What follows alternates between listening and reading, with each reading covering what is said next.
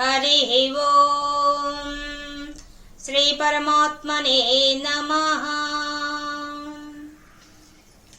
శ్రీ నారాయణ భట్టతిరి గారు రచించినటువంటి శ్రీమన్నారాయణీయంలో ఈరోజు మనం 52వ దశకానికి చేరుకున్నాం. ఇందులో బ్రహ్మకృత వత్సాపహరణము అనే విషయాన్ని చెప్తున్నారు. అంటే బ్రహ్మదేవుడు చేశాట. ఏం చేశాట? వత్సాపహరణము. వత్సం అంటే లేగ దూడలు, ఆవు దూడల్ని అపహరించాట ఆయన. ఆ అపహరించిన సన్నివేశాన్ని ఇందులో వర్ణిస్తున్నారు. భాగవతంలో చెప్పిన విషయాన్ని ఇక్కడ చెప్తున్నారు. అంటే బ్రహ్మదేవుడికి కూడా మోహంలో పడ్డాడు. బ్రహ్మదేవుడు కూడా అహంకారానికి లోనయ్యాడు. ఎప్పుడయ్యాడు? కృష్ణ పరమాత్మ అఘాసురుడు అనే రాక్షసుని సంహరించిన తర్వాత ఆ అఘాసురుడు కొండ చెరువు రూపంలో వచ్చాడు కదా.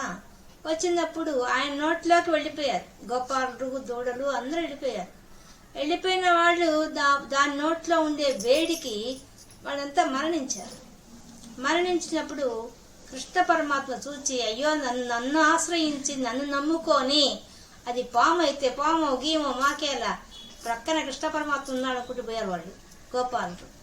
అంతగా నమ్మకం ఉన్నవాడని చెప్పేసి ఆయన తాను కూడా దాని నోట్లో ప్రవేశించి దానికి కంఠానికి అడ్డం పోయి తన శరీరాన్ని పెంచి దాన్ని సంహరిస్తూ మళ్ళీ దానిలో కూడా మరణించిన వీళ్ళందరినీ బతికిచ్చాడు. ఎవరిని? ఈ గోపాలుని, దూడల్ని అన్ని బతికిచ్చాడు ఆయన. ఈ విషయాన్ని బ్రహ్మదేవుడు చూశాడు. నేను కదా సృష్టికర్తను, నేను సృష్టి చేసేవాడిని, నాకు కదా అందరిని సృష్టించే అధికారం ఉంటుంది. ఈ పిల్లవాడు చిన్న బాలుడు, ఇతనికి ఎక్కడి నుంచి వచ్చింది ఈ సామర్థ్యం అని చెప్పి ఆయన్ని పరీక్షించాలనే ఉద్దేశంతో, అంటే నేనే గొప్ప అనే అహంకారం ప్రదర్శించడం కోసంగా బ్రహ్మదేవుడు ఆ కృష్ణ పరమాత్మకే పరీక్ష పెట్టాలనుకొని మోహంలో తానే పడిపోయి తాను మాయం చేసి తానే మాయలో పడిపోయాడు, విష్ణు మాయలో పడిపోయాడు. ఆ సన్నివేశాన్ని మనకు ఇందులో వర్ణిస్తున్నారు. ఇదే విషయాన్ని భాగవతంలో అద్భుతంగా వర్ణించారు. ఈ సన్నివేశాన్ని మరియు దాని తర్వాత పశ్చాత్తాపడ్డ ఆ బ్రహ్మదేవుడు ఏ విధంగా స్తోత్రం చేశాడని కూడా, స్తోత్రం అద్భుతంగా ఉంది అసలు భాగవతంలో. ఆయన పశ్చాత్తాపడిన తర్వాత, తన అహంకారాన్ని అణిగిపోయిన తర్వాత అతను ఏ విధంగా స్తోత్రం చేశాడనే విషయాన్ని, స్తోత్రమే అద్భుతంగా ఉంది. మనం భాగవతంలో ఏం చెప్పారు చూసుకొని వెళ్దాం.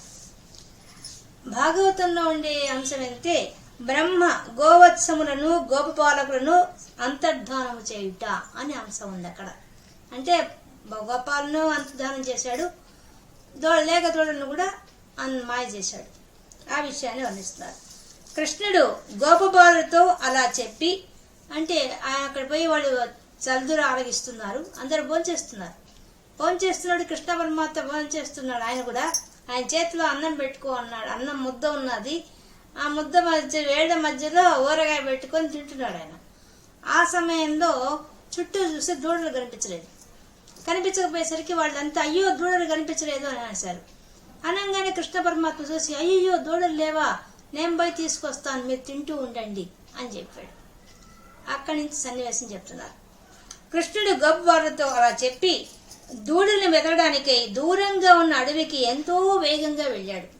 అప్పుడు కృష్ణుడు ఎలా ఉన్నాడంటే, జులపాలు జవుల వరకు ఏలాడుతున్నాయి, మెడలో హార పంక్తులు ఉన్నాయి, చేతిలో వెదురు కర్ర, అంటే దూడంతో వెదురు కర్ర బంగారు కాంత ప్రకాశిస్తోందట, శిరస్సు మీద నెమలి పింఛ ఉంది. ఎంత ఉత్సాహంతో వెళ్తున్నాడంటే తిందామనుకున్న చేతనున్న అన్నం ముద్దను అలాగే పట్టుకొని చెయ్యి వికసించిన పద్మంలా ఉందట, అటువంటి చేతితో పోతున్నాడు. అడవి దారిలో వెళ్తున్న శ్రీకృష్ణునికి దూడల అడుగుజాడలు కనపడ్డాయి. వాటిని బట్టి ఇక్కడ గడ్డి మేసాయి, ఇక్కడ నీళ్లు తాగాయి అనుకుంటూ ఇక్కడి నుండి వెళ్ళాయి, ఇక్కడ మందలో నిలిచాయి, ఇక్కడి నుండి విడిపోయాయి. దూడలు వెళ్ళిన చోట ఇదిగో తోవ అనుకుంటూ కృష్ణుడు దూడలు వెతుకుతూ ముందుకు వెళ్తున్నాడు.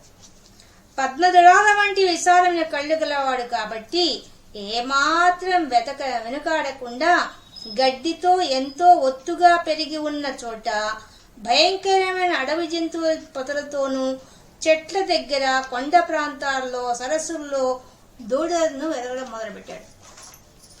అప్పుడు బ్రహ్మ ఇలా అనుకున్నట్ట, ఆయన మాయ చేసి ఆయన అనుకుంటున్నాడు, ఆ శ్రీకృష్ణుడు చూస్తే చిన్న పిల్లవాడు, ఇట్టివాడు అఘాసుడు దూడలను గోపాలను చంపినప్పుడు ఎలా వాడిని బతికించాడు, భూలోకంలో ఇట్టిది వింతే అనుకొని వచ్చి ఆ కపట మానవ రూపుడైన ఆ శ్రీకృష్ణుని బలం ఎలాంటిదో చూడాలనుకున్నాడు. అడవిలోకి దూరంగా పోయిన దూడలను గోపబాలుడు ఒక చోట దాచివేశాడు.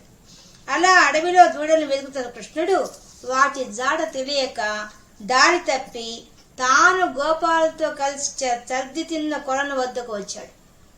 అక్కడ గోపబాలుడు కూడా లేరు, పిలిస్తే ఎవరు పలకలేరు. అప్పుడు శ్రీకృష్ణుడు సర్వజ్ఞుడు కాబట్టి ఆలోచించి ఇలా దూడలను గోపాలను మాయం చేయడం బ్రహ్మ చేసిన విషయం అని తెలుసుకున్నాడు, మోసం అని తెలుసుకున్నాడు.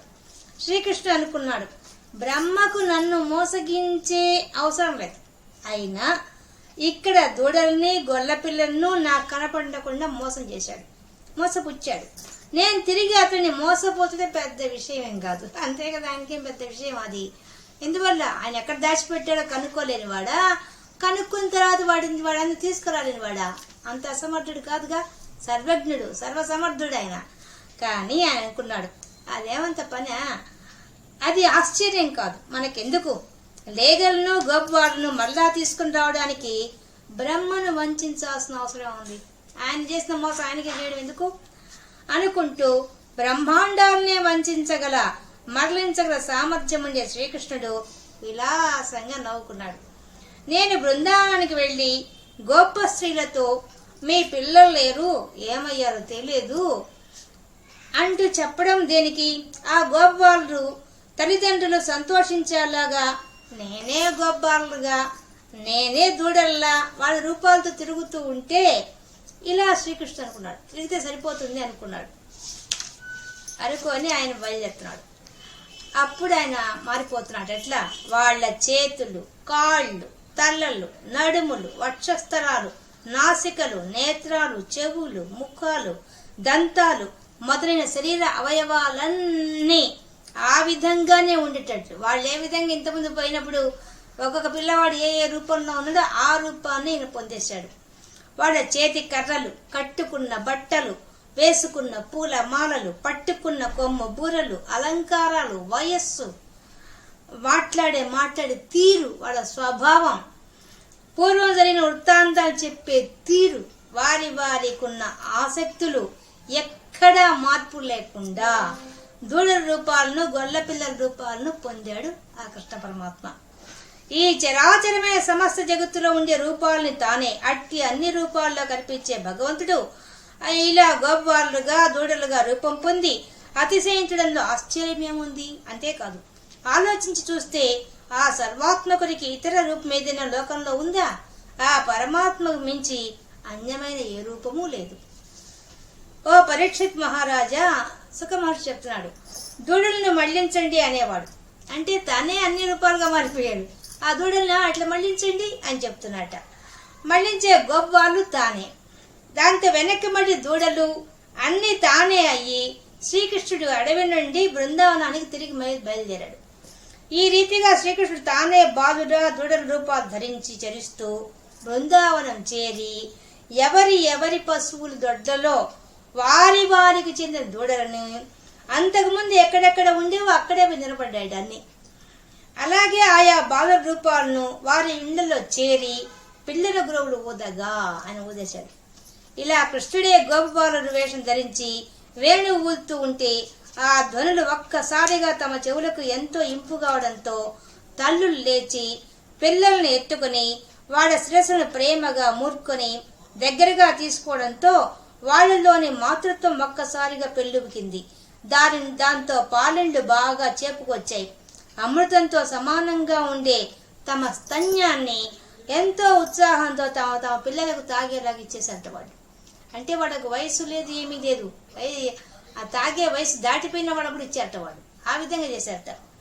అంతేకాకుండా ఆ బాలు తల్లులు తమ హృదయాల్లో ముంపుకునేలా వచ్చే ఉత్సాహంతో తమ బిడ్డలకు నలుగు పిండితో ఒంటికి నలుగు పెట్టారట. చక్కగా స్నానాలు చేయించారు, మంచి గంధం పూశారు, అలంకారాలు చేశారు, నుదుట రక్షాతిలకాలు దిద్దారు, షడ్రసోపేత పదార్థాలతో భోజనాలు పెట్టారు. ఎంతో ఎక్కువగా ఆదరించాడు. మామూలుగా చూసేదానికన్నా ఎక్కువగా చేస్తారట. కృష్ణుడు ఈ విధంగా వత్సల బాలకుల రూపాలను పొందక మునుపు అసలైన పిల్లలు తమ తమ తల్లులకు ఏ విధంగా ఆనందం కలిగించేవారో ఇప్పుడు కూడా ఆ బాలకులు ఆ తల్లులకు అదే రీతిగా ఆనందం కలిగిస్తున్నారు.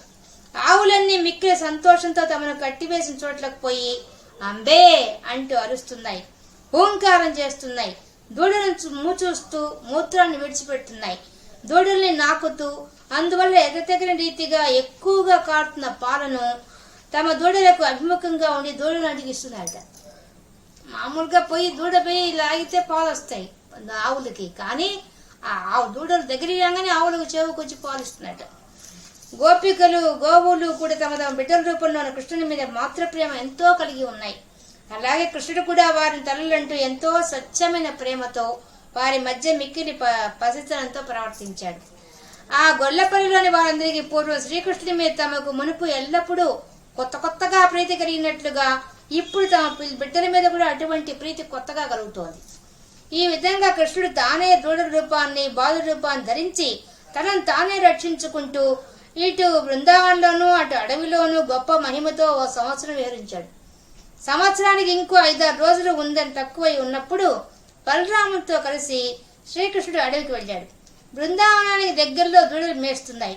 అక్కడికి చాలా దూరంలో ఉన్న గోవర్ధన పర్వత శిఖరం మీద గడ్డి మేస్తున్న ఆవులు ఈ దూడల్ని చూసిన ఆవులు సంతోషంతో హూంకారం చేస్తూ మూపురాలు పైదాకా మెడలు పైకెత్తి చాచుతూ 4 కాళ్ళు 2 అయినట్లుగా దగ్గరగా చేర్చి దాటుతూ ముఖాలను పొడవైన తోకలను పైకెత్తి పరిగెత్తి వచ్చి దూడలను మింగేస్తాయో అన్నట్టుగా మూతులతో నాకుతూ తమ పాలు తాగిచ్చి, అలా ఎప్పుడైతే ఒక్కసారిగా దూకుతూ ఆవులు వెళ్ళాయో వాటిని మేపుతున్న గొల్లవారు వాటిని అడ్డగించడానికి శక్యం కాకపోవడంతో కోపంతో కూడి ఎంతో లజ్జించిన వారై చోరశక్యం కాని వాటి మార్గంలో తాము శీఘ్రంగా వాటి వెంట వచ్చి అక్కడ దూడలను మేపుతున్న తమ పిల్లలను చూచి, అలా తమ బిడ్డను చూసిన గోపకులు అక్కడే ఉన్నారు. పిల్లలు కూడా దూడల కోసమే ఆవులు పరిగెత్తాయి. ఆ పిల్ల అక్కడున్న గోపాలను చూడంగానే వాళ్ళ తండ్రులంతా కూడా ఎప్పుడైతే దూడల కోసం పరిగెత్తారో ఆవుల కోసం పరిగెత్తారో ఎదురుగా ఉన్న తమ పిల్లలు కనిపించంగానే వీళ్ళు వచ్చిన పని మర్చిపోయారు. ఆ పిల్లల దగ్గరికి వెళ్ళిపోయారు. వాళ్ళు దగ్గరగా వచ్చి గగురుపాటు పొందారు. బిడ్డలను ఎత్తుకుంటూ ఆనందిస్తూ కౌగిలించుకుంటున్నారు.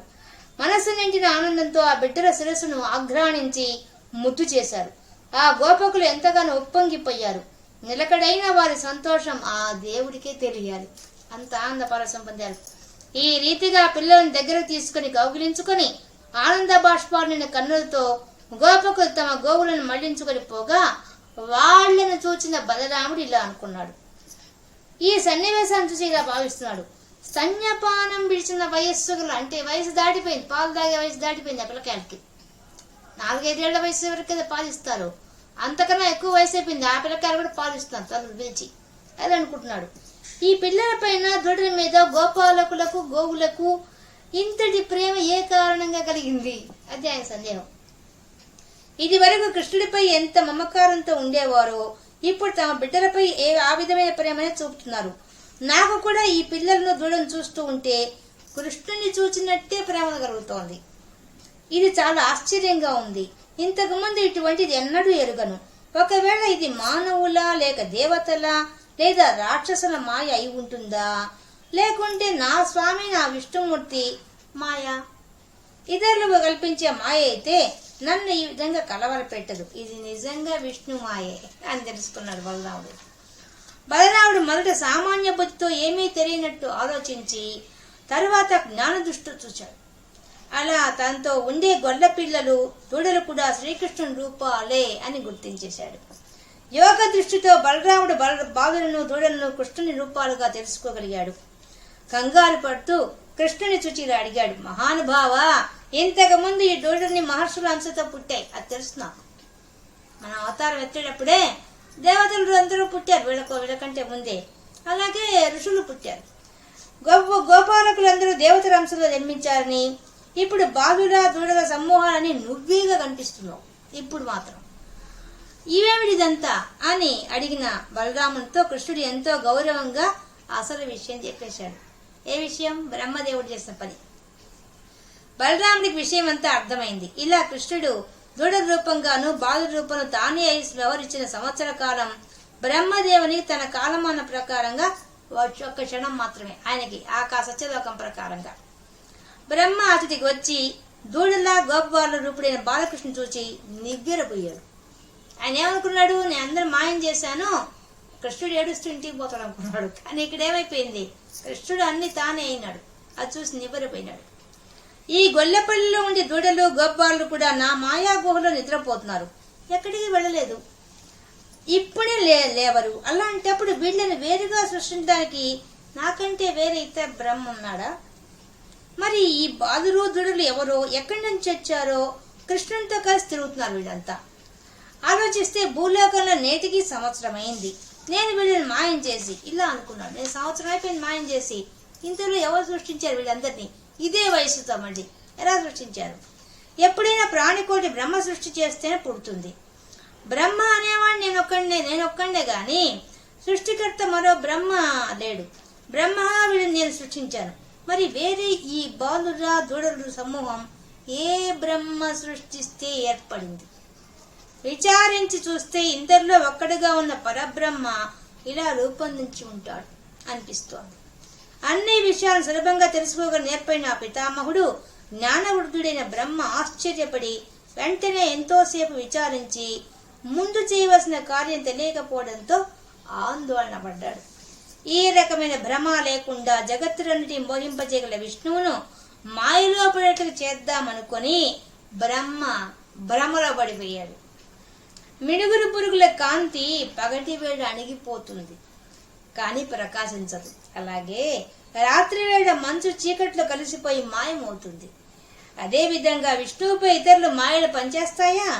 ఆ మాయల పని దొరల గౌరవాన్ని అవి చెడగొట్టేస్తాయి. విష్ణుదేవి నాభికవనం నుండి ఏనాడో పుట్టాను, మంచి జ్ఞానం పొందాను, లోకాలను సృష్టించాను. వయస్సా సగం గడిచిపోయింది.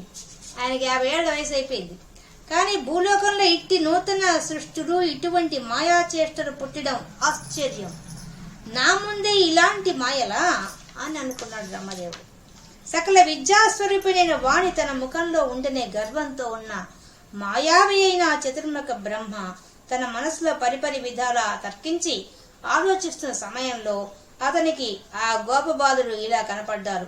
నీల మేఘ శ్యాముడైన ఆ విష్ణు స్వరూపంగానే వీళ్ళు ఉన్నారు. హారాలతో, మకర కుండాలతో, కిరీటాలతో, స్వర్ణ కటకాలు, కంకణాలు, బంగారు మలతాడతో, శిరస్సు నుండి పాదాల వరకు తులసి మాలతో, చక్కని ఉంగరాలతో, శంఖం, చక్రం, గద, పద్మంతో కూడిన 4 భుజాలతో, పచ్చని పట్టు వస్త్రంతో, వెన్నెల వంటి స్వచ్ఛమైన నవ్వులతో, దయా స్వభావం గల చూపులతో, కోటి సూర్యుల తేజస్సుతో, అంతం లేని సత్య జ్ఞాన ఆనంద రూపాలతో, జాతి భేదం లేని వారై శ్రీ మహావిష్ణు స్వరూపంతో సమానమైన దేహంతో కూడిన వారుగా ఉన్నారు.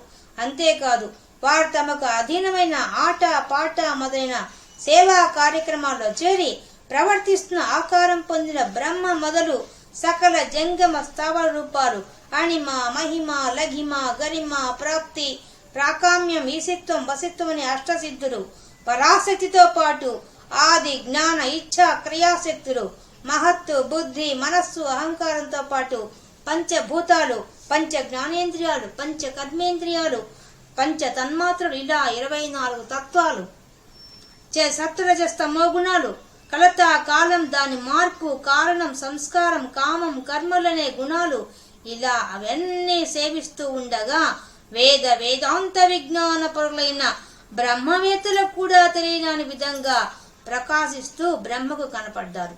వారిని చూస్తూ స్వయంభువుడైన బ్రహ్మదేవునికి గోపబాలుడు, గోవులు అన్ని ఏకకాలంలో పరబ్రహ్మ స్వరూపంగా కనిపించాయి.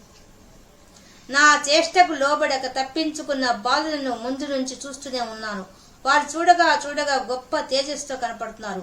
ఆ తేజస్సు మహాప్రవాహంలాగా చూపులతోనైనా సమీపించడానికి వీలు కాకుండా ఉంది. వారి వర్చస్సు చూడడానికి నా చూపులకే శక్తి చాలడం లేదు. దీనికి అంతటికీ మూల కారణం ఏమిటి? ఇప్పుడు నేనేమిటి చేయగల? ఆహా, సృష్టికర్త అయిన బ్రహ్మకే మోసం వచ్చింది కదా అనుకున్నాడు. ఇలా అనుకున్న వాడిన బ్రహ్మకు ఆ బాలుర రూపాలు మనసుతో పాటు పంచ జ్ఞానేంద్రియ కర్మేంద్రియాలకు భరింప శక్యం కాకపోవడంతో చేష్టలు ఉడికిపోయినాయి. ఏ పరమేశ్వరు తేజస్సు, సర్వేశ్వరుని ఏ భగవంతుని తేజస్సు ఈ జంగమస్థావ రూపమైన సకల జగత్తు ప్రకాశిస్తుందో అట్టి పరమాత్మ స్వరూపుడి శ్రీకృష్ణుని తేజస్సును చూడడానికి సమర్థుడు కాక సర్వేంద్రియాలు స్తంభించి పారవస్యంతో బ్రహ్మ నిశ్చేష్టుడైపోయాడు.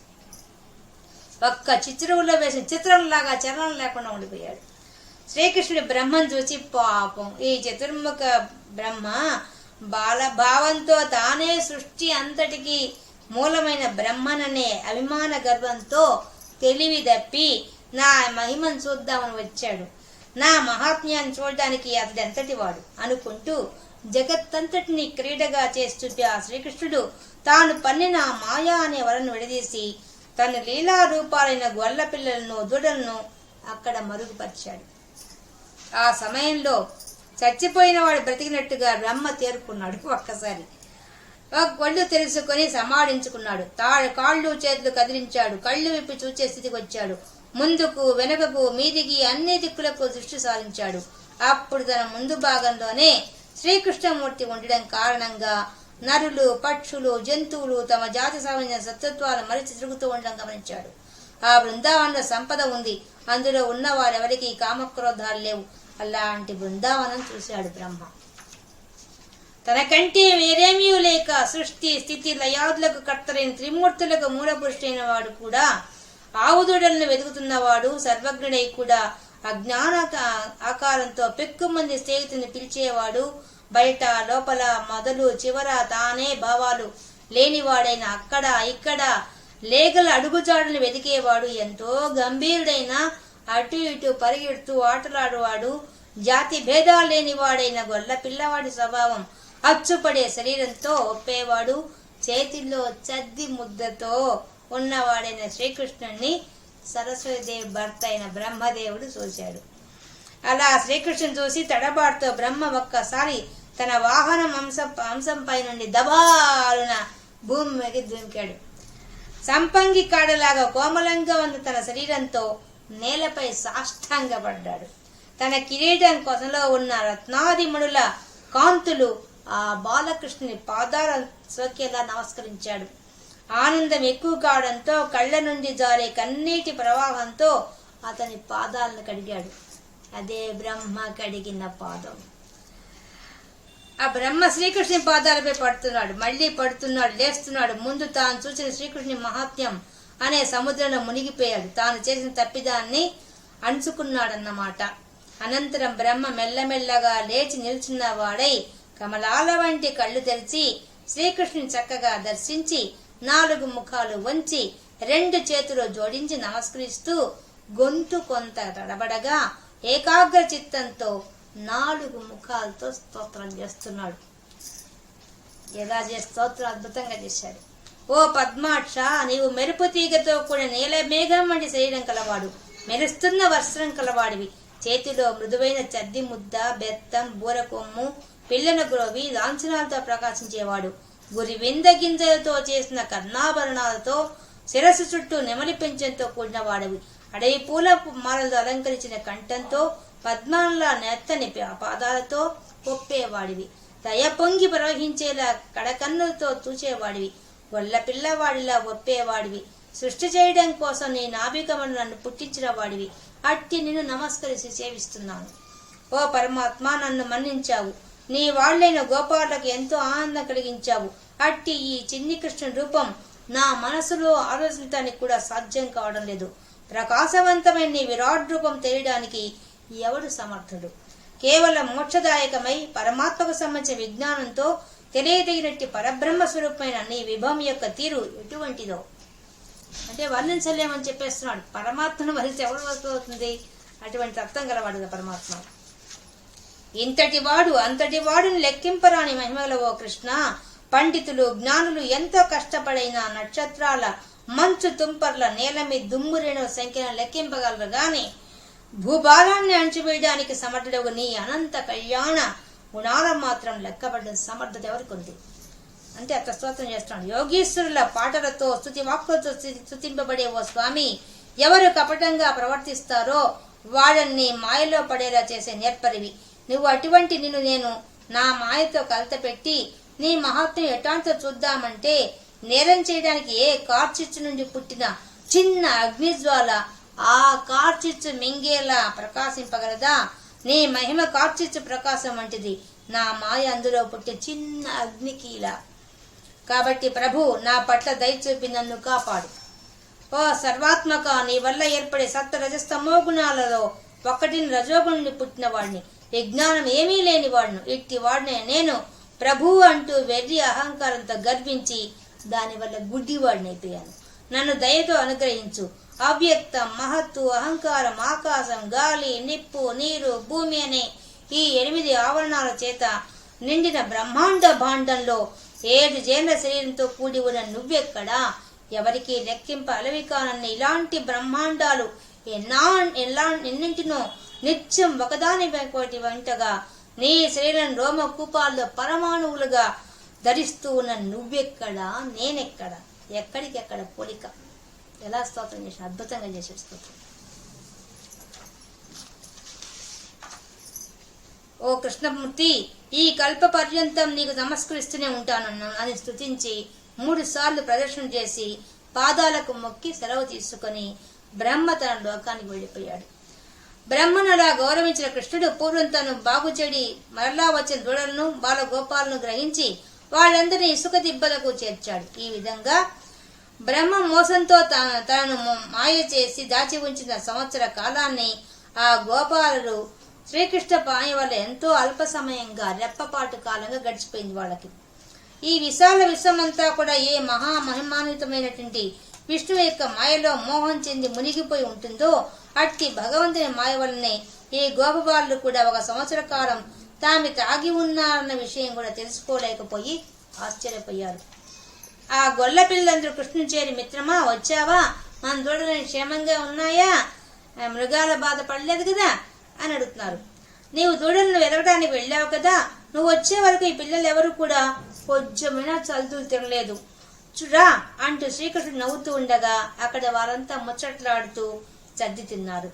ఈ రీతిగా సరదాగా మాట్లాడుకుంటూ ఆ గొల్లబాలతో కలిసి సర్ది ఆరగించి దారిలో తానింతకు మునుపు కొండ చిరువు రూపంలో వచ్చిన అఘాసురుని సంహరించి ఉండగా అక్కడ పడి ఎండిన ఆ కొండ చిరువు తోలను చూపిస్తూ అడవి నుండి మరణిస్తూ, అంటే అది ఎండిపోయింది, దాని శరీరం సంవత్సరం అయిపోయింది కదా, కానీ అది కూడా గుర్తించలేదు. ఎందుకు? ఆయన మాయ అందుకుంది. శ్రీకృష్ణుడు తనలో పూలు నెమలి పింఛ ధరించాడు. వాటి కాంతులు అంతటా ప్రతిఫలించి అతని శరీర భాగాలు అలంకరిస్తున్నాయి. కృష్ణుని కొమ్ముబూర మోత, అతని వేణుగానం అందరికీ పరిచయమైనవి. అవి వినిపించగానే లోకమంతా పరవశమై ఆకర్షించబడుతుంది. గోపబాలుడు సంతోషంతో శ్రీకృష్ణుని బాహుబలాన్ని స్తుతించారు. కృష్ణుడు గోపాలతో కూడి ఉల్లాసందంగా మందకు చేరుకుంటూ ఉంటే గోపాలందరూ ఆనందించారు. అలా మందకు కృష్ణుడు గొల్లపిల్లలతో వస్తూ ఉంటే ఆ గోపాలందరూ అరణ్యంలో మా అందరినీ ఒక కొండ చిలువ మింగేస్తే నందుని కొడుకుని ఈ చిన్ని కృష్ణుడు ఆ కొండ చిలువను చంపి మా అందరి ప్రాణాలతో కాపాడాడంటూ గొల్ల పిల్లలతో చాటింపేశారట. అంటే జరిగిపోయే సంవత్సరం అయిపోయింది, వాడు ఇప్పుడు చెప్పుకుంటారు ఆ విషయాన్ని. పండిత శ్రేష్ఠ సుఖమహర్షి గొల్లపల్లిలో గొల్లవారికి అందరికీ తాము కని చక్కగా చూస్తూ ఎత్తుకుంటూ పెంచుతున్న తమ కన్న కొడుకుల కన్నా నందగోపుని కొడుకుని శ్రీకృష్ణుడు అంత ప్రేమ పాత్రుడు ఎలా అయ్యాడో తెలియజేయమని చెప్పి పరీక్షిత్ మహారాజు అడుగుతున్నాడు. ఆయన చెప్తున్నాడు, సృష్టిలోని సకల జీవరాశికి తనకు తాను ప్రేమైనట్లు తమ బిడ్డలు గాని, ఇండ్లు గాని, బంగారం వంటి వస్తువులు గాని ఏవి కూడా ప్రియం కావు. ఇదే మనకు భగవద్గీత చెప్పిన విషయం. ఆయనే చెప్పాడు, గుడాకేశ అన్నింటిలో నేనే కూర్చోవాలని చెప్పాడు దాంట్లో. అలాగే అంటే ఎవరెవరిని ప్రేమిస్తారు? మనలో ఉన్న ఆత్మని మనం ప్రేమించగలుగుతాం, ఎన్ని ఉన్నా కూడా. అదే విషయం చెప్తున్నారు. సకల ప్రాణికోటికి పరమాత్ముడే ప్రాణం కాబట్టి ఈ గొల్లపల్లిలో ఉన్న వారందరికీ కూడా అతడు ప్రేమాస్పదుడైనాడు. ముల్లోకాలకు మూలు చేయడానికే భగవంతుడి ప్రకృతి రూప మాయతో కలిసి దేహధారి అయి క్రియారూపంలో భవతి అనే భూధాతు ఎలాగైతే ఇతర ధాతు గుణాలు ప్రధానంగా అన్వయిస్తూ ఒప్పుతుందో అలాగే ఎలా జీవరాశుల్లో ఉన్నాడు. విష్ణుమూర్తి పాదమనే పడవను ఆశ్రయించిన సుజ్ఞానులు ఒక చిన్న దూడ ఒక అంగవేసి దాటినట్టుగా ఈ భవసాగరాన్ని దాటి ఏ ఆపద లేని వారై మోక్ష పదాన్ని చేరుకుంటారు. కృష్ణుడు అఘాసురుని సంబంధించడం, తనకెంతో ప్రేమాస్పదమైన గోపబాలతో సర్ది తినడం, పద్మసంభవుడైన బ్రహ్మకు తన నీళ్ళలో బ్రహ్మదూడలను పిల్లలను దాచిన ఆ విషయాన్ని కృష్ణుడు ఇలా నిర్వహించాడు అనే వృత్తాంతాన్ని చదివిన వారికి విన్న వారికి కూడా వారి కోరికలు నెరవేరుతాయని చెప్పి ఫలశ్రుతి చెప్పారు భాగవతంలో. ఈ విధంగా అద్భుతంగా వర్ణించిన ఈ విషయాన్ని నారాయణ భట్టిరి గారు ఏం వర్ణిస్తున్నారో ఎలా వర్ణిస్తారో చూద్దాం. ఒక్కొక్క శ్లోకంలో ఒక్కొక్క అద్భుతంగా ఆయన అక్కడి దృశ్యాన్ని మనకు భాగవతం చెప్పినట్టుగానే మనకు చూపిస్తున్నారు. అన్యావతార నికరేష్వ నిరీక్షితంతే భూమాతిరేకమభివీక్ష తదాగమోక్షే బ్రహ్మా పరీక్షితుమనాః స పరోక్ష భావం నిన్యేధవత్సకగణాన్ ప్రవితత్య మాయాం. అన్యావతార ఇతర అవతారాలు చాలా ఎత్తాడు. అప్పటికి భాగవతం ప్రకారం చాలా అవతారాలు భగవంతుడికి విష్ణుమూర్తి ఎత్తింది. అలాంటి అన్ని అవతారాల కన్నా కూడా ఈ అవతారం చాలా విశేషమైంది, కృష్ణావతారం. నికరేషు నిరీక్షితం తే భూమాతిరేకమభివీక్ష్య. అది ఎలా ఉందట, ఆయన యొక్క అవతారాలన్నింటిలో చూపించినటువంటి మహాత్యాన్ని లీలల్ని అన్నింటినీ కూడా ఈ యొక్క శ్రీకృష్ణ అవతారంలో చూపించాడు ఆయన. కాబట్టి అటువంటి లీలతో ఉన్నట్టు పరమాత్మ అఘాసురుని అఘామోక్షే అఘాసురునికి మోక్షం ఇచ్చావు, ఇలా కలిపేసుకున్నావు అతన్ని సంహరించిన తర్వాత. అటువంటి దృశ్యాన్ని అభివీక్ష చూచాట. ఎవడు? ఆ యొక్క బ్రహ్మ చూచి ఆయన అనుకున్నట్ట, ఇదేంది, నేను కదా బ్రహ్మని, ఇట్లా చనిపోయిన ఈ గోపాలని దూడల్ని అన్ని బతికిచ్చాడు, ఇతడెవరు, నేను కదా బ్రహ్మ అని అహంకరించాట. అహంకరించి పరీక్షితు మనాః, ఆ కృష్ణ పరమాత్మ పరీక్షించాలనుకున్నట. స పరోక్ష భావం అంటే ఏం చేశాడు బ్రహ్మదేవుడు? అంతర్ధానం చేశాట. ఎవరిని? వత్సగణాన్, ఆ లేగ దూడలన్నింటినీ కూడా అంతర్ధానం చేశాడు. నిన్యేద ప్రవితత్య మాయాం, తన యొక్క మాయాజాలంతో అక్కడ ఉండే దూడలన్నింటినీ కూడా మాయం చేశాట ఆ బ్రహ్మదేవుడు. వత్సానవీక్ష వివసే పశుపోత్కరేతాన్ ఆనేతు కామ ఇవ ధాతృమతానువర్త్రి త్వం సామి భుక్త కబలో గతవాంస్తదానీం భుక్తాం స్థిరోధిత సరోజ భవః కుమారాన్. వత్సాన వీక్ష వెంటనే ఆ దూడలని కనిపించకపోయేసరికి చూశారు అందరూ. చూసి వివసే అందరూ గందరగోళం పడిపోయారు అక్కడుండే గోపాలంతా. పశుపోత్కరి, ఆ పశువుని కాపాడే వాళ్ళంతా కూడా గోపాలంతా కూడా వాళ్ళు సద్దులు తింటున్నారు, అన్నం తింటున్నారు వాళ్ళు. ఆ సమయంలో దూడలు కనిపించలేదు. దూడలంతా నీళ్లు తాగడానికి పోయినాయి ఇక్కడే ఉంటాయి అనుకున్నారు. నేను తిరిగి చూస్తే అక్కడెక్కడ ఏమి లేవు. అంటే వెంట వెళ్ళిపోయిన విషయం అర్థం అయిపోయింది. దాంతో అనేతు కామ ఇవ, నేను రక్షిస్తాను అని కృష్ణ పరమాత్మ బయలుదేరాడు. ధాతృమతానువర్తి కనుక్కునేశాడు. ఓహో ఇవి కనిపించవు, అందుకే వెతికాడు, ఎక్కడా కనిపించలేదు. కనిపించకపోతే అర్థం అయిపోయింది, ఓహో ఇది బ్రహ్మదేవుడు చేసిన మాయ. కాబట్టి బ్రహ్మదేవుడి మాయనే, ఆ మాయని నేను కూడా అనుసరిస్తా అని చెప్పి అనుకున్నాట. అనుకొని త్వం సామి భుక్త కబలో, అప్పుడే తింటున్న సగం ముద్ద తిన్నాడు. అప్పటికి చేతిలో ఉండే అన్నం ముద్ద, ఆ చేత్తో అన్నం ముద్దతోనే బయలుదేరాట. గతామాం ఎతడానికి కోసం వెళ్ళిపోయాడు. బ్రహ్మదేవుడు మాయ తెలుసుకున్నాడు, వెళ్ళిపోతున్నాడు. తదాని మళ్ళీ వచ్చి ఇక్కడ చూస్తాం వాళ్ళకు ఇట్లా చేశాడని చెప్పి చెప్దామని వెనక్కి వస్తే, తెలుసుకొని వెనక్కి వచ్చాడు. వస్తే తదాని అప్పుడేమైపోయింది, భుక్తాం స్థిరోజిత సరోజ భవః కుమారాన్, ఆ గోపాలందరినీ కూడా వాళ్ళందరినీ కూడా మాయం చేశాడు. సరోజ భవః పద్మంలో పుట్టినటువంటి ఆ బ్రహ్మదేవుడు కాస్త కృష్ణ పరమాత్మ వెనక్కి వచ్చేసరికి వీళ్ళు మాయమైపోయారు, పిల్లలు మాయమైపోయారు, దూడలు మాయమైపోయారు. అంటే అన్నిటినీ మాయం చేశాడు ఆ బ్రహ్మదేవుడు. వత్సాయితస్తదను గోపగణాయితస్త్వం సిక్యాది భాండ మురళీ గవలాది రూపః ప్రాగ్వత్ విహృత్య విపినేషు చిరాయ సాయం త్వం మాయయాద బహుదా వ్రజమాయయాద.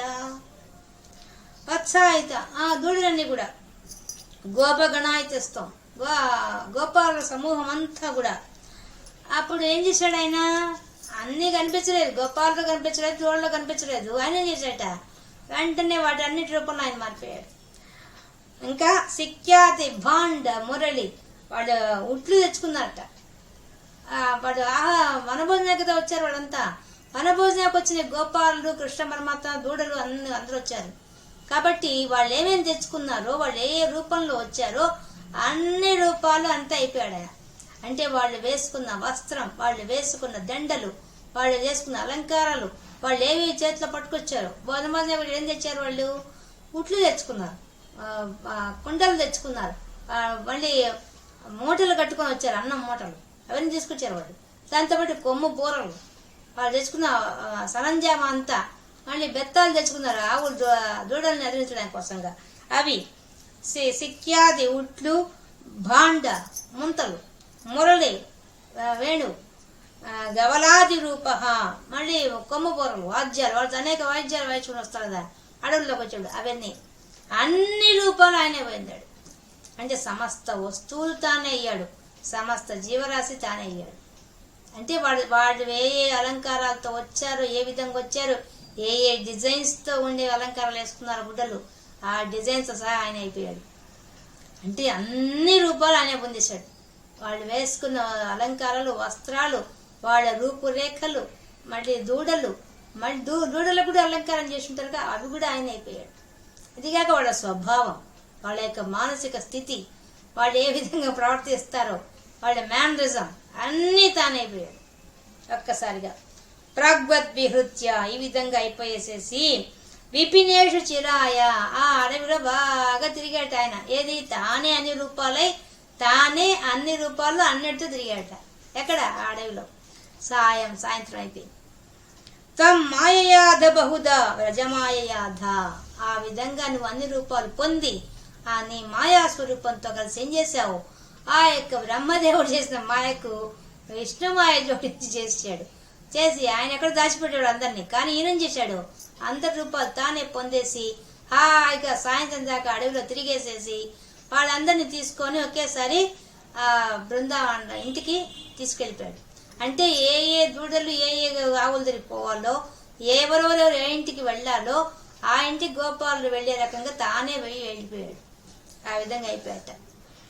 మాయయాధ బహుదా వ్రజమాయయాధ, ఆ అజపురంలో ఉండే అందరి రూపాలు తానే పొంది ఎవరెవరు ఎక్కడెక్కడ ఎప్పుడు ఎవరితో ఎలా ఉండాలో అలా ఉండే రకంగా వెళ్ళిపోయాట అక్కడికి.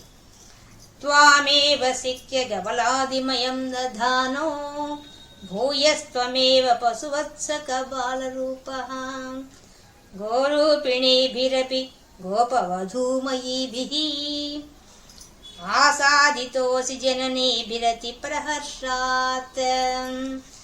త్వామేవ, అయ్యా స్వామి నువ్వు ఒక్కడివే ఈ విధంగా నీ మాయ చేత సిక్కె గవలాదిమయం దదాను, వాళ్ళు వచ్చే కొమ్ము బూర గాని, వాళ్ళ చేతిలో ఉండే చిక్కాలు, వాళ్ళ చేతిలో ఉండే కొమ్ము బూరలు అన్ని రకాలుగా అయిపోయి దధానో ధరించి భూయ స్వమేవ నువ్వే పశువత్సక బాధరూప, ఆ వేగదూడలుగా అయిపోయింది ఆయనే.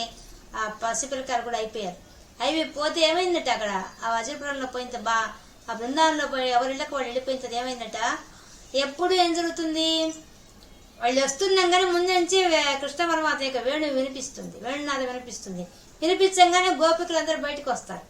బయటకు వచ్చి ముందు కృష్ణుని దర్శించి తర్వాత తమ పిల్లల్ని చూసేవాళ్ళు. ఇప్పుడేమైపోయింది? అందరి పిల్లలు కృష్ణుడే కదా అయ్యాడు, అందుకని తమ పిల్లల్ని తామే చూసుకుంటున్నారు, కృష్ణుడు ముందు చూడడం లేదు. ఎందువల్ల? అందరు కృష్ణుడే అన్ని రూపాలు అయిపోయాడు కాబట్టి. అప్పుడు గోరూపిణి భీరపి, వాళ్ళంతా ఆ గోరూపన్న గోవులు కూడా ఉత్సాహంగా వచ్చి తమ దూడను చూడటానికి పరిగెత్తులు వచ్చాయట. అవి అవే కాదు ఆంబోతులు కూడా వచ్చేసి నాకుతున్నాయట ఆ దూడల్ని. ఎందుకు? వచ్చిన వాడు కృష్ణ పరమాత్మ. గోపవధూమయీభిః, ఆ గోపికలంతా కూడా వచ్చేసి ముందు కృష్ణుని చూసిపోయేవాళ్ళు ఇప్పుడు అలా కాదు, తమ బిడ్డలను తామే అక్కుని చేర్చుకొని ముద్దు పెట్టుకుంటూ ఆనంద పారవస్యంతో చూస్తున్నారట. ఆసాదితోసి జనభీరతి ప్రహర్షాత్, అమిత ఆనంద పారవస్యంలో తమ పిల్లలను తామే ముద్దు చేస్తూ వాళ్ళు తీసుకున్నారట. అంతే, అంతా కృష్ణమయంగా ఉంది. అందరినీ తమ పిల్లల్ని తామే ఎంతో బాగా ఆప్యాయంగా ఆలింగనం చేసుకుంటున్నారు. ఈ ఆవులు అట్టి చేస్తున్నాయి, ఆంబోతులు అలాగే చేస్తున్నాయి, నాకుతున్నాయట దూడలను వచ్చేసి. ఆ విధంగా ఆనంద పారవస్యంతో వాళ్ళందరినీ ఆహ్వానించారట. జీవం హి కంచిదభిమానవ సాత్వకీయం మత్వా తనూజయితి రాగభరం వహంత్యః ఆత్మానమేవ తు భవంతమవాప్య సూనుం ప్రీతిం యయుర్నికీయతీం వనితాశ్చ గావః. జీవం మామూలుగా కవి చెప్తున్నారు, ఈ శ్లోకాన్ని కవి భావం చెప్తున్నారు. ఏమని నారాయణ భట్టు గారు చెప్తున్నారు. మామూలుగా పిల్లలు కర్మ బట్టి పుడతారు, కర్మ సిద్ధాంతం ప్రకారంగా పుత్రులు జన్మిస్తుంటారు, సంతానం అలాగ వస్తుంది. అలా తమకు పుట్టిన కర్మ సిద్ధాంతం ప్రకారం వచ్చే పిల్లల మీద తల్లిదండ్రి ప్రేమ చూపిస్తారు, సహజం అది. కానీ ఇప్పుడు అలా కాదు. వచ్చినవాడు ఎవరు? వచ్చింది తమ పిల్లలే, కానీ తమ కడుపున పుట్టిన పిల్లలు కాదు. వచ్చింది కృష్ణ పరమాత్మ వచ్చాడు. జీవమి కంచిత అభిమానవశ, ఎంతో అభిమానంగా చూసుకుంటారు. స్వకీయం మత్వ, తమ వాళ్ళైన వాళ్ళ మీద తనూజయితి, తమ శరీరం నుంచి పుట్టినవాళ్ళు వాళ్ళ మీద రాగభరం వహంత్యః, వాళ్ళు ఎంతో మమకారంతో అనురాగంతో పెంచుకుంటారు పిల్లల్ని. సహజం అది. తమ శరీరం నుంచి వచ్చారు కాబట్టి, కర్మ సిద్ధాంతం ప్రకారంగా జీవి జన్మించాడు కాబట్టి వాళ్ళ మీద ప్రేమ చూపిస్తా, ఇది సహజం. కానీ ఇక్కడ ఎలా ఉంది? ఆత్మానమేవతు, తమ ఆత్మస్వరూపమే, అంతటా పరమాత్మ స్వరూపమే ఉంది. లోపల బయట అంతా ఆయనే ఉన్నాడు. అంతటా ఉన్న ఆయనే అనేక రూపాలు ధరించి కూర్చో ఉన్నాడు. అట్లాంటి నిన్ను భవంతం అవాప్య సూనుహు, నువ్వే కొడుకుగా అందరి బిడ్డలుగా నువ్వే వచ్చావు. వస్తే ప్రీతిం యయోర్నికేతీం వనితాశ్చ గావః, ఆ స్త్రీలు గావ, ఆ ఆవులు తమ బిడ్డలు వచ్చారని చెప్పి ఆనంద పారవస్యంలో మునిగిపోతున్నారు. ఎందుకు మునిగిపోతున్నారు? తమ ఆత్మస్వరూపాన్ని తాము చూస్తున్నారు కాబట్టి. అన్నిటికన్నా మనకేమో ఇష్టం, మనమంటే మనకిష్టం. ఎందువల్ల మన పిల్లలంటే ఇష్టం. ఎంతవరకు ఇష్టం? ఆ పిల్లల వల్ల మనకు ఆనందం ఉంది కాబట్టి ఇష్టం, ఆనందం లేకపోతే ఇష్టం అవ్వదు. అలాగే మన ఆత్మస్వరూపం అంటే మనకి ఇష్టం. నేనునే మన ఆత్మస్వరూపం మనకి ఇష్టం. పరమాత్మే కదా మనలో కూర్చో ఉన్నాడు. మనలో కూర్చున్నవాడు ఎదురుగా కనిపిస్తున్నాడు. ఇప్పుడు అందులో ఏమైపోయింది? అంతటా ఉన్నది ఆయనే, లోపల ఉంది ఆయనే. అంతటా ఉన్నవాడిని లోపల ఉన్న ఆనంద పారవస్యం పొందుతున్నారు వాళ్ళంతా. కాబట్టి ఆత్మానమే, తమ ఆత్మను తామే చూస్తూ ఆనంద పారవస్యం మునిగిపోతున్నారు అందరూ. కానీ దీన్ని వర్ణిస్తే ఎవరితరం అవుతుంది? ఆ మాట చెప్తున్నాడు కవి. ప్రీతిం యయోర్నికీయతీం, ఏ విధంగా వర్ణిస్తారయ్యా ఈ మమతానురాగాన్ని, ఈ ఆనంద పారవస్యాన్ని లెక్కించడం ఎవరితరం అవుతుంది? ఎవరు వర్ణించగలరు దీని గురించి? ఆ పారవస్యాన్ని గురించి చెప్పగా సామర్థ్యం ఎవరికి ఉంది? ఎవరికి లేదు. అనుభవించాడు కూడా చెప్పలేడు. అనుభవిస్తున్న ఆ గోపాలులు కానీ, ఆ గోపికలు కానీ, ఆ గోవులు కానీ ఎవ్వరూ వర్ణించలేరు ఆ ఆనంద పారవస్యాన్ని. తమ ఆత్మానంద అనుభూతి చెందిన విషయాన్ని ఎవ్వరూ వర్ణించలే, ఎవరి తరం కాదయ్యా అని చెప్తున్నాడు. ఏవం ప్రతిక్షణ విజృంభిత హర్షభార నిశేష గోపగణ లలిత లాలిత భూరిమూర్తిం త్వామగ్రజోపి బుబుధే కిల వత్సరాంతే బ్రహ్మాత్మనోరపి మహాన్ యువయోర్విశేషః. ఏవం, ఈ విధంగా ప్రతిక్షణ, ప్రతి నిమిషం వాళ్ళ ఆ సంవత్సర కాలం జరిగింది. అంటే బ్రహ్మదేవుడి కాలం ప్రకారం క్షణకాలం, కానీ భూలోక కాలం ప్రకారం సంవత్సర కాలం. సంవత్సర కాలం ఇలా జరుగుతోంది విషయం. విజృంభిత హర్షభార, ఎలా ఉంది? ఉప్పొంగుతున్న ఆనంద పారవస్యంతో ఉన్నారు అందరూ. ఆ బృందావనం అంతా కూడా ఆనందంలో మునిగిపోయినారు. అటువంటి నిశేష, అసలు శేషం లేదు, సమస్త గోపగణ, ఆ గోపాలుడు, లాలిత భూరిమూర్తిం, ఆ యొక్క లేగ దూడలు, గోవులు అన్ని ఆనంద పారవస్యంలో ఉన్నాయి.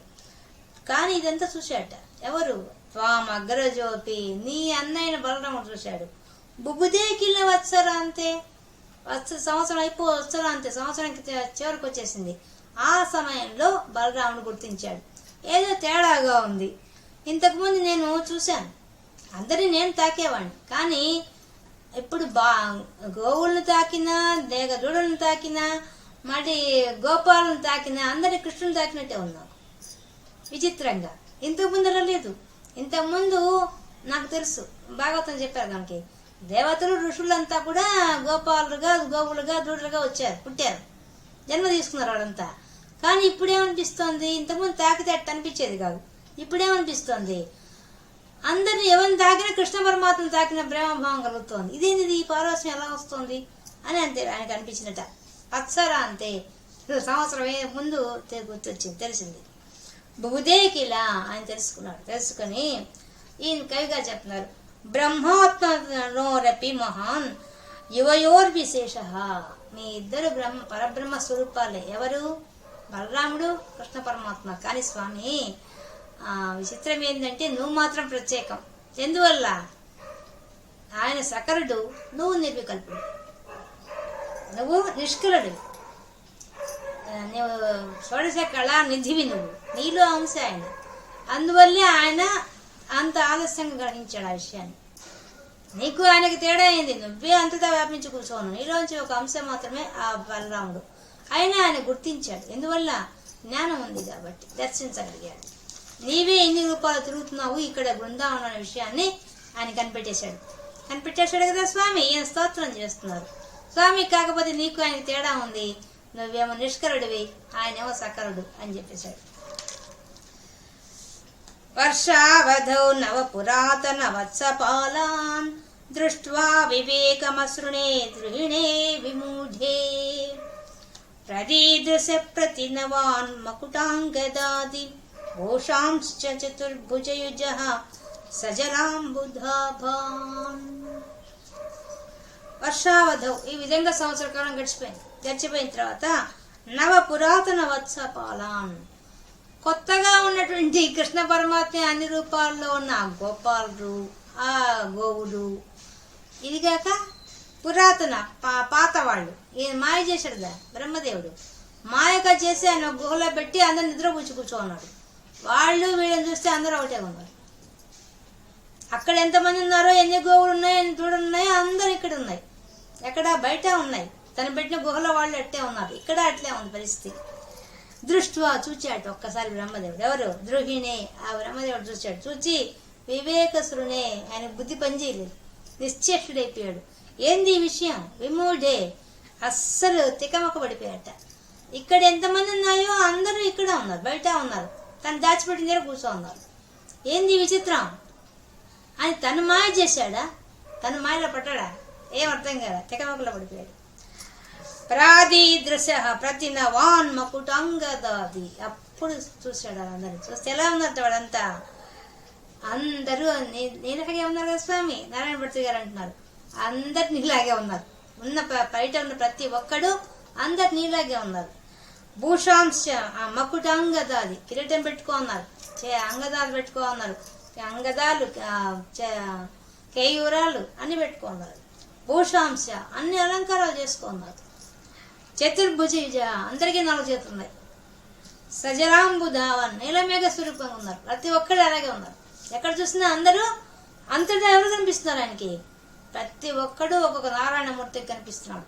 ప్రతి ఒక్కడికి కిరీటం ఉంది, ప్రతి ఒక్కరికి 4 చేతులు ఉన్నాయి, ప్రతి ఒక్కరికి అలంకారాల కింద చెప్పేదాకా ఉన్నాయి. అంటే తను ఎంతమందిని దాచిపెట్టాడో అంతమంది బయట ఉన్న వాళ్ళంతా ఒక కృష్ణమూర్తి రూపంగా కనిపించేశారు. ఒక్కసారి తికమక పడ్డ వాడికి కృష్ణ పరమాత్మ దర్శింపజేస్తున్నాడు ఆ విషయాన్ని. ఓహో, ఈయన తెలుసుకోలేడు, నిశ్చేష్టుడైపోయాడు, తికమకలా పడ్డాడు. కాబట్టి ఇది భ్రమణ పడ్డాడు తెలుసుకొని ఆయనకి చూపించాడు ఒక్కసారి. ప్రత్యేకమేవ కమలా పరిలాలితాంగాన్ భోగీంద్ర భోగ శయనాన్ నయనాభిరామన్ రామాన్ లీలా నిమీలిత దృశ సనకాది యోగి వ్యాసేవితాన్ కమల భూద్భవతో దదర్శ. ప్రత్యేకమేవ ఈ విధంగా కనిపించిన వాళ్ళు ఎలా ఉన్నారట? కమలా పరిదాలితాంగాన్. కమల పద్మంలో పుట్టింది పద్మ. ఆమె అమ్మవారు ఆయనకి లాలిత అంగాన్ పాతాలు వస్తుందట కూర్చొని. ఎవరికి? ఆ నారాయణమూర్తికి. భోగీంద్ర భోగ శయనాం. ఆ భోగేంద్రం పాములన్నట్లు గొప్పది ఆదిశేషుడు. ఆదిశేషుడిని పౌడించున్నట. నయనాభిరామాన్ కళ్ళకు చూడ్డానికి ఆనంద పారవశ్యం ముంచే రకంగా ఉన్నాడు చూడ్డానికి. లీలా నిమిత అర్ధ నిమిత నేత్రాలతో పడుకున్నాట. సనకాది యోగి సనందాది ఋషులు అందరూ కూడా యాసేవితాన్ని సేవిస్తున్నారు. అటువంటి దృశ్యాన్ని చూస్తున్నాడు బ్రహ్మదేవుడు. కమల భవతో దదర్శ, నువ్వు చూపించావు కదా స్వామి ఆయనకి. ఎవరికి? కమలభూహు, ఆ కమలంలో పద్మంలో పుట్టిన వాడికి ఆ బ్రహ్మదేవుడికి దర్శనం కలిగించాట ఆ నారాయణమూర్తి. అందరిలో తానే ఉన్నాడు, అన్ని రూపాల్లో నారాయణమూర్తి కనిపించాడు. అందరిలో కలిపి ఒకే రూపం కనిపించింది. ఏందా రూపం? శేషసాయపాన్పై పడుకున్న రూపం, అర్ధనిమిత కళ్ళతో ఉన్న రూపం, లక్ష్మీదేవి పాదాలు వస్తున్న రూపం కనిపించింది. చూసేసరికి ఆశ్చర్యపోయాడు బ్రహ్మదేవుడు. నారాయణాకృతిమసంఖ్యతమాం నిరీక్ష్యం సర్వత్ర సేవకమపి స్వమవేక్ష్య ధాత మాయా నిమగ్న హృదయో విముమోహ యావత్ యోకో బభూవిధ తదా కమలార్ధపాణి. నారాయణాకృతి, ఆ నారాయణ స్వరూపము అసంఖ్యతామాం, ఇంత అని చెప్పడానికి అన్ని ఇంత సంఖ్య ఇంత నెంబర్ అని చెప్పడానికి లేదట. అనంతమైన రూపాలతో కనిపించాడు. నిరీక్ష చూసేశాడు. సర్వత్ర అంతటా కనిపిస్తున్నాడు.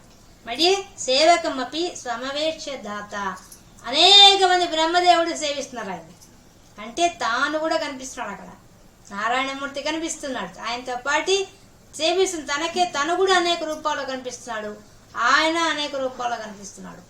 ఒక్కసారి చూడండి ఆ మాయ ఎలా ఉంటుందో ఊహించడానికి అర్థం మనకు ఊహకు కూడా అన్నది. మాయా నిమగ్న హృదయో, ఒక్కసారిగా మాయలో నిలబడిపోయాడు ఆ బ్రహ్మదేవుడు. విమోహ యావత్, అంతా దృశ్యాన్ని అంతటా చూశాడు. అంతటా ఉన్న విష్ణుమూర్తిని చూశాడు.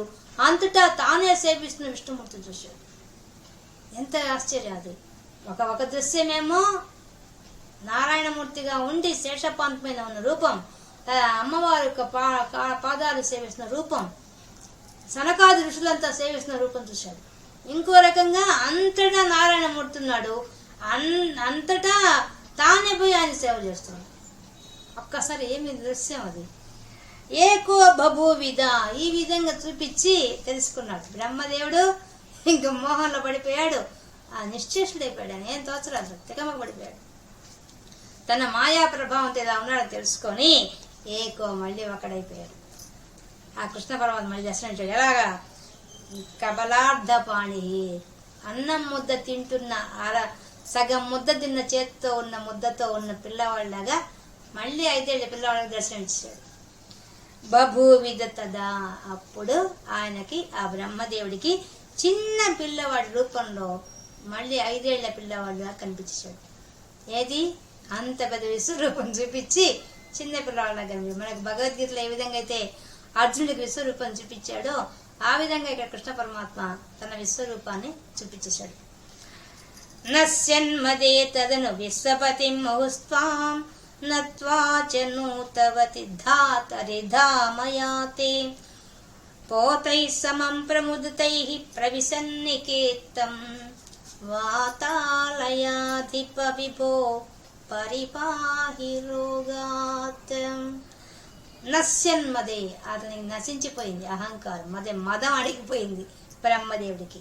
తదను విశ్వపతిన్, అప్పుడు అతడు ఆ విశ్వానికంతా పతి అయినట్టు ఆ పరబ్రహ్మ స్వరూపినట్టు ఆ విష్ణుమూర్తిని ముహుహు మళ్ళీ మళ్ళీ మళ్ళీ మళ్ళీ స్వాం నత్వా వినయంగా నమస్కరించాడు. సాష్టాంగ నమస్కారం చేశాడు. భాగవతం చెప్పారు కదా, ఆయన ఒక వెదురుగడ పడిపోయినట్టు పడిపోయి ఏం చేశాడు? తన తల మీద కిరీటం యొక్క కాంతులు ఆయన పాదాలు పడేటట్టుగా చేశాడు.